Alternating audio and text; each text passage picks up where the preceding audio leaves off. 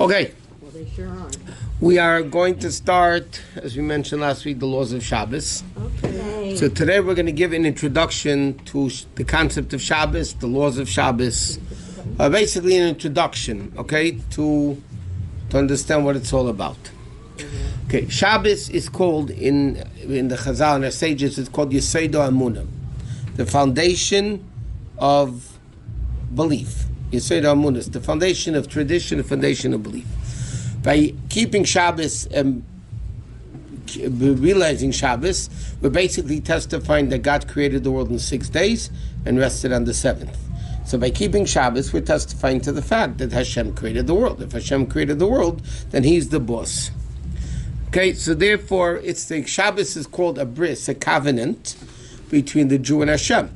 In fact, the reason why men don't put on tefillin on Shabbos is because tefillin is called a sign, and Shabbos is called a sign, a covenant.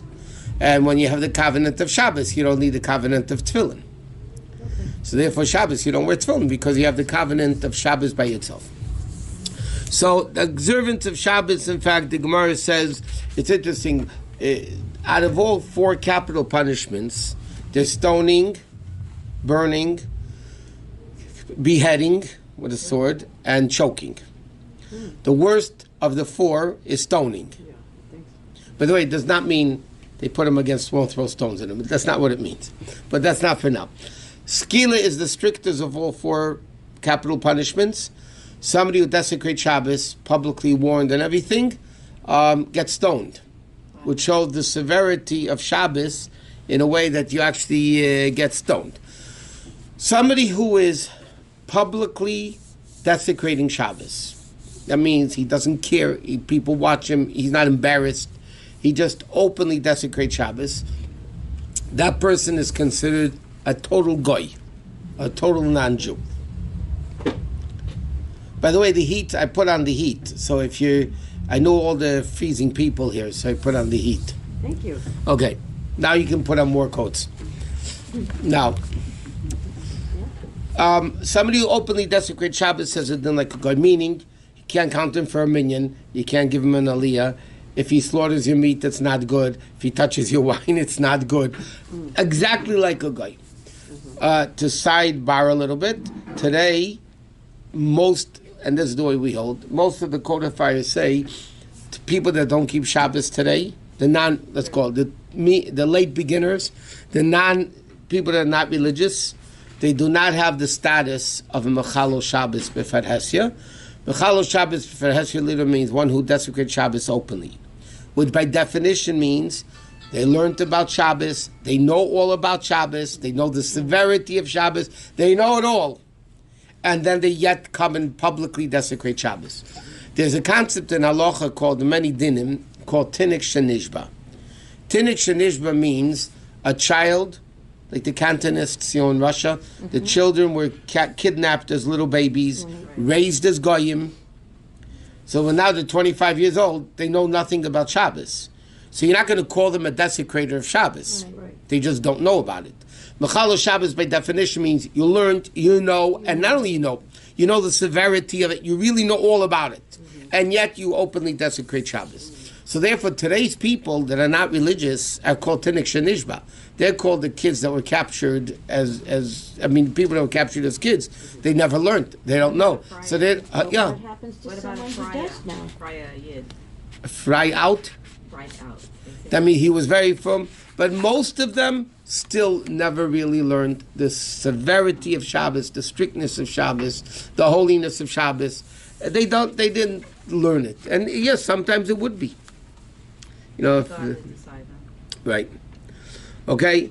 Now the Gemara says a person who keeps Shabbos properly is rewarded not only in this world, but he's going to go to the world to come. And it says even if he worshipped idols, but if he kept Shabbos properly, he will be forgiven. All his wishes are fulfilled, and his sins are forgiven. In other words, Shabbos is big time stuff. It's the foundation of Jewish belief. Like we said, it's the belief that Hashem created the world in 7 days, 6 days invested on the 7th. Now, Shabbos has a few aspects to it. The Torah says you're not allowed to do work, I'm finding it literally.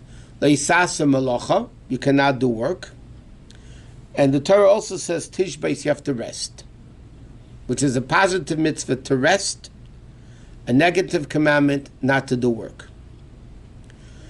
Now, what the definition of work is not what we call work. Schlepping a heavy table back and forth a whole day is called work. A moving company is called work. Flicking a switch is not called work.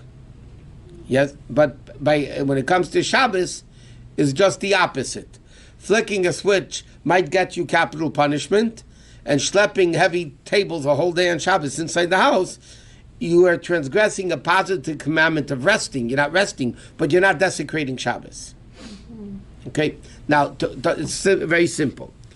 The concept, and as you see, when you learn things, it makes sense, and then everything falls into place. Everybody always asks, I can't drive a car, I enjoy driving a car. I can't flick a switch, I can't watch television, it's the best relaxer that I have. And that I'm not allowed to do. And if I do that, I might get stoned. But, but schlepping tables and chairs, that I can do. It doesn't make sense.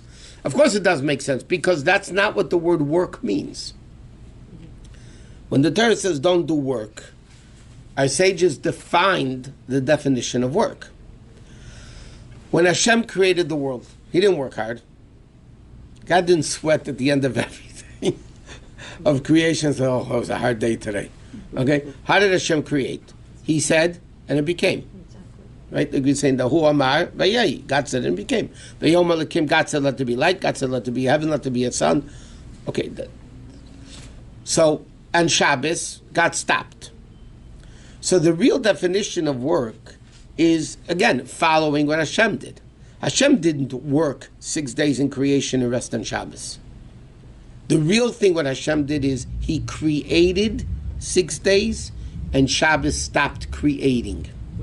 So therefore the definition when the Torah says you're not allowed to do work on Shabbos, it means you're not allowed to do creativity on Shabbos. Has nothing to do with effort and how much strength you need. On Shabbos, you during the week you create. On Shabbos you stop creating, just like Hashem did. Hashem stopped creating on Shabbos. He didn't work. It wasn't Hashem worked 6 days and rested on the seventh. Hashem created 6 days and stopped creating on the seventh day. Correct? Okay. We'll soon get to the point. So how do we define the definition of creativity? Yeah. How do we define that? Okay, that we'll come to in a second. So therefore, but the concept of Shabbos itself means to stop creating. To mix a little of Chassidus in here, it's a very phenomenal point. When God creates, okay, that means by definition, God associates with world. If God's creating the world, that means He's associating, it's a level of God that associates with the world.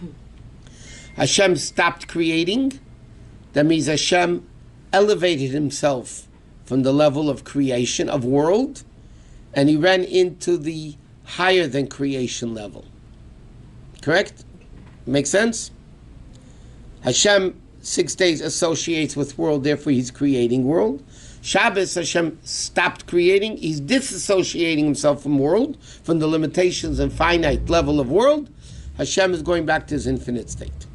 Okay? Which means as follows. During the week, and by the way, it says in the Aseret Dibros and Ten Commandments, it says, Sheishes Yomim Taseh Melachtecha. 6 days, you should do work, which again means creativity. That means the Torah wants a person to create 6 days of the week, which is called work. And Shabbos, we stop work. We stop creating. Which means like this. During the week, when Hashem is creating, He's associating Himself with world. When we copycat Him, and we work, we create, so we're connecting ourselves to the level of God that's associated with world. Which means the limited level of God that's in the limitation of the world. Shabbos, by a Jew stopping to create, we are connecting ourselves to the level of Hashem, which is above creation. In other words, during the week we connect to the finite level of Hashem.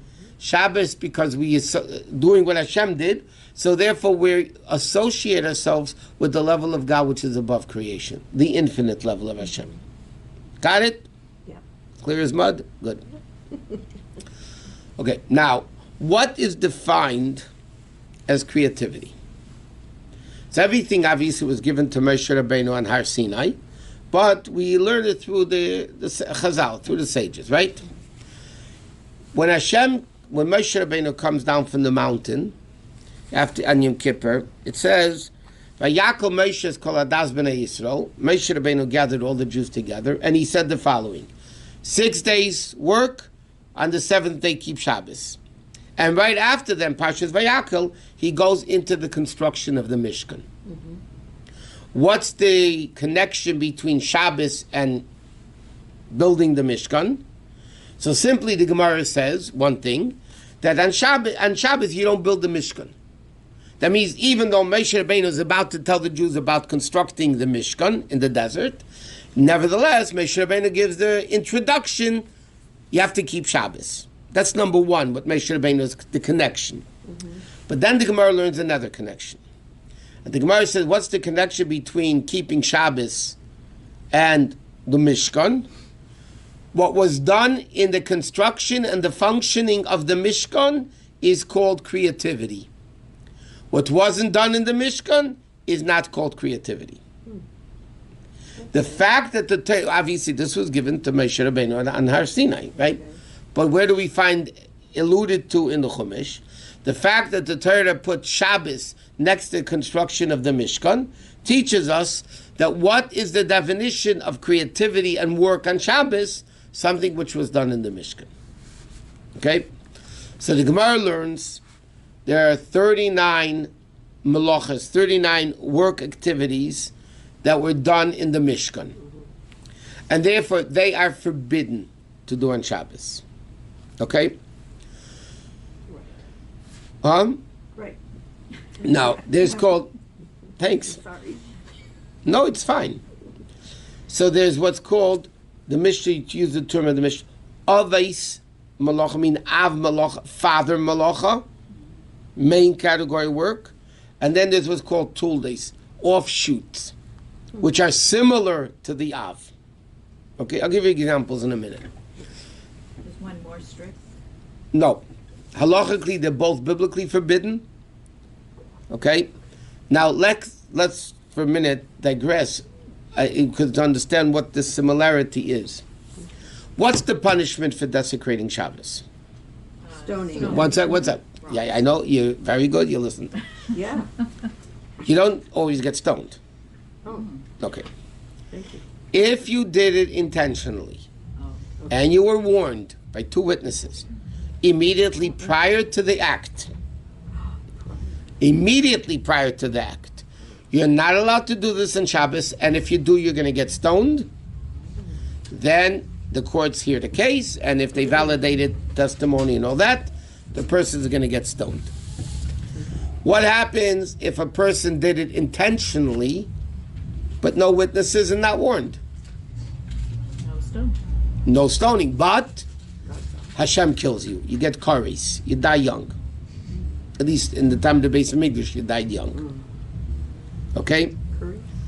That means a guy knows desecrating Shabbos and he wrote, okay? For instance, one of the things Shabbos, you're not allowed to write 2 letters.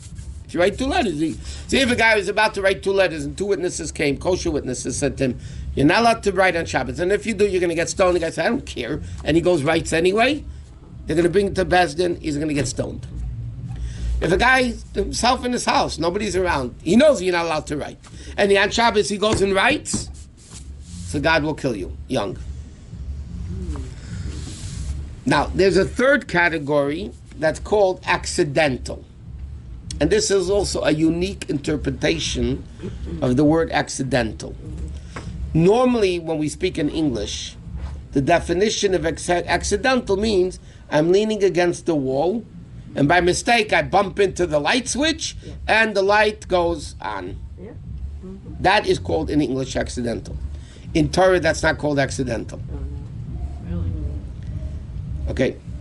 What is the definition of accidental in halacha? I know what I'm doing, but I think I'm allowed to do what I'm doing. Okay. But I know what I'm doing. Meaning, two possibilities, or three possibilities. You wake up in the morning, okay, you're half asleep, but you know what's going on. And you forgot it was Shabbos, and you turned on the light. You know that you're not allowed to do it on Shabbos, but you forgot it was Shabbos. That means I know I'm turning on the light, but I'm of the impression I'm allowed to do it because I forgot it's Shabbos. Or a guy doesn't know that you're not allowed to turn on the light on Shabbos, okay, and they turn on the light. So they knew what they were doing, but they thought what I'm doing is allowed because they didn't know that you're not allowed to do it. That's called accidental. That, you have to bring a sin offering. In the time of the Beis HaMikdash, you have to bring a sin offering. It's called a korban chatas. A sin offering, that's for committing accidental. If a guy is leaning against the wall, and by mistake the light goes on, they didn't know what they were doing. So that's not called accidental. That's even lower than accidental. That is nothing. No punishment, because you don't know what you're doing. Yeah. I'll give you another example, a very practical example. You're walking in the street, and you stepped on an ant. Now, killing a bug on Shabbos is biblically forbidden. It's biblically forbidden. It's shchita, it's shechti, meaning killing, right? By the way, you can't kill people on Shabbos either. But it's accident. It's biblically forbidden. So if I take a bug and kill it, then I'm doing it intentionally. I know what I'm doing. Yeah. I'm walking in the street and there happens to be an ant under my shoe and I stepped on it. That's not called accidental. No, because you know. Because you don't know what you're doing. Accidental means you know what you're doing, but you think it's allowed. And which could be one of two things. Either you forgot it was Shabbos, or I think I'm allowed to kill bugs on Shabbos. What if you do? Huh? What if you do? What? Kill a bug on Shabbos. You knew that you were doing it, or you just didn't know you were doing it? Spider there. Yeah. What if you're allergic to a spider, or you I can't don't live think with s- a I cockroach can't in your do house? spiders. You just can't. What do you mean? Like, you can't just live. told you. You have a freak barely- attack? It'll Yeah, make yeah. you can't Die. sleep. You can't. You're completely not. You're still not allowed to kill it. Can you put it Well, outside? Only if it's a dangerous thing. Yeah, a spider. Like a bee is. I'm allergic to bees, for example. Okay, but a bee could, God forbid, sting you, and especially if you're allergic, that's a different story. Then it's what's called saving a life. Okay? But the point is, there's another case which is called accidental. You asked the Rav a question, am I allowed to do this on Shabbos? The Rav said yes. He made a mistake. You weren't allowed to do it. And he said you are allowed to do it. And you did it based on what he said. So again, that's also called accidental. Because you know what you're doing, but you're of the impression that I'm allowed to do it because the rabbi told me I could do it. What happens to the rabbi? They're going to burn anyway. I don't think Hashem So is when happy you kill with you. something you're not supposed to, what are you supposed to do? Because Nothing. You're not allowed to kill. Just not. We get into the malachis and we'll discuss we'll get into Danger, yes. details. But What? what happens with the bee thing where, let's say you don't know, there's a bunch of children at a party, like a Shabbos party, and a bee is in the room, and you don't know who's allergic and who's not. So then ideally you should take the kids out. I mean, that's ideally the situation. Or get the go back bee to the out house. somehow. Get the bee out somehow. Right. Can you Okay, so- temporarily trap the animal and take it out in a cup? No, you can't trap an animal. Unless if it's a dangerous animal. Temporarily. No. For a couple of It's still temporary things are not allowed either. Okay. The trapping is meaning you're going to not trap it for a long. It doesn't matter. Trapping, well, again, one of the 39 malachas in Shabbos is trapping. They needed animals in the Mishkan. They used to trap it. Huh? Put him in a big box, and he could walk around, It and de- then put him out. Isn't there No, anything no. for leeway? No. Confining it. You're confining You're it. confining, okay, 1 second. They take it outside.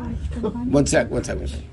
If you own a dog or a cat, Right. okay, and you come home at night and you close your door, and now your dog's inside the house, Right. it's not trapped No. because it's a their home. domestic animal and that's where it lives. Right. Okay. When you go home at night and close the door, you're not trapped. Right. Well, it depends. It depends. Yeah, I know. That only have to do with the men. The men say that stuff. Okay. Okay. Anyway, so again, but what was done in the Mishkan is biblically forbidden. Now, a lot of things the Chacham forbade for a lot of reasons. Either because if you do this, you might come to do something biblically, and therefore the Rabbi said it's forbidden. Or it's too similar, people will misconstrue that you'd be allowed to do what's biblically forbidden. Or it's just not in the spirit of Shabbos. And we'll discuss a lot of things as we go along, discussing what each one of these categories. So there's something which is biblically forbidden, which is either stoning, Hashem kills you, or if it's accidental, korban chatos for biblically things. There's a lot of things that the Chachamim, most of the things of Shabbos, by the way, that we don't do today, are rabbinic. But practically speaking, it doesn't matter. You're not allowed to do it anyway. Right? Halachos, under certain circumstances, is more lenient for a rabbinic case than for food things. Okay? Some dinim are allowed, even though they would be normally rabbinically forbidden. But the Chacham say, because for food, we are allowing you to do it on Shabbos. Mm-hmm. But otherwise, it would be forbidden to do on Shabbos, rabbinically. So then there's no punishment, basically. I mean, sometimes you might get the rabbinic lashes, but you don't do it. And then there are things that are actually mutter, actually permissible to do. Okay? Now, Did you say mutar? Yeah. mutar means permissible. I thought mutar was unpermissible. He didn't say mutter, he said mutter. Oh, mutar. Oh, One that's second. a different one. There's one, permissible is spelled mem, vav, tov, resh, and musar, admonishment, Right. okay, it's spelled with a samach. Mutar. Mutar means, asur means forbidden, mutar means it's allowed, and there's a lot of things that Chum said you are allowed to do on Shabbos. Okay? So, a lot of things in the kitchen, for instance, that we're going to go into, a lot of things are biblically forbidden, a lot of things are rabbinically forbidden, and certain things are permissible to do. Right? So it And there's a lot of depends. customs too that are different between. Correct, but that's customs, which is also equally important. Yeah. Okay. Yeah, but customs are more as things, positive things that you're doing, not doing negative But I things. notice a lot of people warm their food up, like, like other, like, We'll get into that. There are different opinions in Allah, right? Has to be correct. So you have- Sephardic follow the Sephardic poskim, right? Halachic people, and Ashkenazim follow the Ashkenazic poskim. We follow the Alter Rebbe, who happened to be Ashkenazi also. I mean, but so different opinions in different halachas. I mean, we're going to be learning Alter Rebbe's opinion and Chabad opinion and what you could and what you can it's do. not forbidden, obviously it's not forbidden. Let me ask you a across the question. board. It's not something. For a like Sephardic Jew to eat rice and Pesach is forbidden. Yeah, I understand. No. There's absolutely nothing wrong with them eating rice and Pesach. Exactly. What's the minhag? Okay, Right. but for Ashkenazim, you're not allowed to eat rice and Pesach. Period. With Pesach, but I'm talking about. So you have a lot of dinim in Shabbos and in different No, but you're things just saying- that are permitted by some opinions, and other opinions forbid it, and it works both ways. So that's the way it goes. Okay, now the Torah gave the responsibility and the right, and much more responsibility than the right, for the rabbis to make fences around the Torah. Okay? The Torah says asius yog, or shmartem is mishmeres, make a mishmeres, make a minyan. God, the very simple thing is, if there's a cliff, you don't let people walk all the way to the cliff and say, don't fall down. Or if there's a hole in the street, a manhole in the street, okay, you don't let people walk all the way to the hole and say, don't fall in. What do? You make a fence around it. as protection.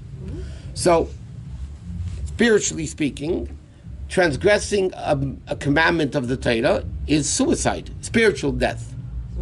Aveda is spiritual death. So the Torah says, listen, Chachamim, listen, rabbis, we want you to make a fence around the Torah. As they say, we want a safer Torah. We want to have a safer Torah. So it should be safe that people shouldn't come, God forbid, to sin. So therefore, the Torah gave the responsibility, right? It's an obligation for the rabbis to make a fence around the Torah. Okay? Now, for instance, some discuss the various different types of things that we just mentioned very briefly. Okay? One thing which is things that resemble biblical things. For instance, I'm just using the examples he gives here. Biblically, you can't squeeze grapes and olives on Shabbos. That's biblically forbidden. It's pretty hard. Huh? It's pretty hard to Grapes and olives. Yeah, you hit something called olive oil. Right, but You have something called wine, grape juice. We don't do that. yeah, but Okay, but somebody does it, and you can squeeze, I'm just giving this as an example. Lemons. No. Lemons are rabbinically forbidden. 1 second. What's And that the thing? food. I have that You thing. said it before. Okay. That's why we're doing this I class. know. Okay. There's halachos. Okay. Biblically, you can't squeeze grapes, only grapes and olives. You can't. What? Cannot. Biblically. Okay. It's an offshoot of threshing. It's the Torah, the biblical Av, the father, is called Dosh, threshing. You know what threshing is? Nowadays you go to the store, buy a finished product. The kernel comes in the hard chaff. Okay, so years ago they had animals stepping on it. Okay. And then you would take out the kernel from the chaff. Okay? So basically, the concept of threshing is taking something which is within it. Taking out something within something which is more valuable than the outside thing that you're taking it out from. Right? The kernel, you're taking out from the chaff. So the kernel was inside the chaff. You're taking it out. And the kernel is more valuable than the chaff, obviously. That's garbage, straw, whatever. Okay? So therefore, biblically, you're also not allowed to squeeze. What are you not allowed to squeeze? A liquid that's absorbed in the fruit, in the chaff, so to speak, and the liquid is more valuable than the chaff. Wine is more valuable than grapes, and olive oil is more valuable. That's why wine is a separate bracha, bar piagafen. Right? And all juices you make shahakol. Why do you make bar piagafen and wine? Because wine is more important than the grape itself. All juices are less important. Therefore, on an orange you make bar piagates. On orange juice you make shahakol niya b'dvari because it's less important, less prominent. Okay. So, it's late, right? So Torah says you can't squeeze grapes and olives. That's biblical. So now the rabbis come along to make a fence around the Torah. And they say, any fruit in your country or wherever you live, which is normally squeezed for juice, is rabbinically forbidden to squeeze. Therefore, you can't squeeze oranges on Shabbos, you can't squeeze lemons on Shabbos, you can't squeeze any fruits which are squeezed. Can you use the same? But no, but that's rabbinically forbidden, because biblically it's only grapes and olives. The rabbis come along and they say, no, we want to make a fence around the Torah, because somebody, like, if you didn't learn this law just now, you would think, okay, if I can squeeze a lemon, then I'll squeeze a grape. What's the difference? So Chum made a fence around the Torah because biblically you're not allowed to squeeze olive or grapes. So the Torah comes along and says, the rabbis come along and say, therefore, you know what? No apples, no oranges, no lemons, no whatever. Anything with juice. To be continued. Wait a minute. We have to stop now. Let's do all this. I America. thought I can do whatever I want. I thought we could That's right. squeeze lemons into the actual Food. Yeah, but can you squeeze lemon into juice? Into juice? Can you squeeze lemon into an empty cup? No, but I want to make sure that I. Yes. You could squeeze lemon onto food. Oh, But that's for different. Okay. Whoa! Just saved your life. I saved your life now. You did. I saved it from the bee. Yeah, right. The whole week I would have been like, So if we put it on the I know you food. would've. Okay. Listen. I would have called you, Rabbi. The reason for that is Yes. because there's another din. Okay. Liquid that goes onto food is food. Oh, perfect. So if I squeeze a lemon Okay. Onto the lettuce. onto the lettuce, I'm not squeezing liquid out of the lemon. Okay. I'm squeezing food out of the lemon. Yay. You got it? Yep. Which is, by the way, not so understood because it's going on food, therefore it's not a liquid, You but were that's gonna the leave- halach. What? That would have been a Okay. I cliffhanger. know this is something. Thank you, that was good. Okay, we need to go to Tanya. What? 373 in the middle of the Somebody page. would drink olive oil, what bracha would they make on it? It says in halacha you really would be making a very pure eitz, but because you can't eat olive oil, you can't drink olive oil, it's not healthy, so you don't make any bracha on it. But it should be a bracha not as good as wine, but it should be very pure eitz. Really? Yeah, that says in Shulchan. Okay.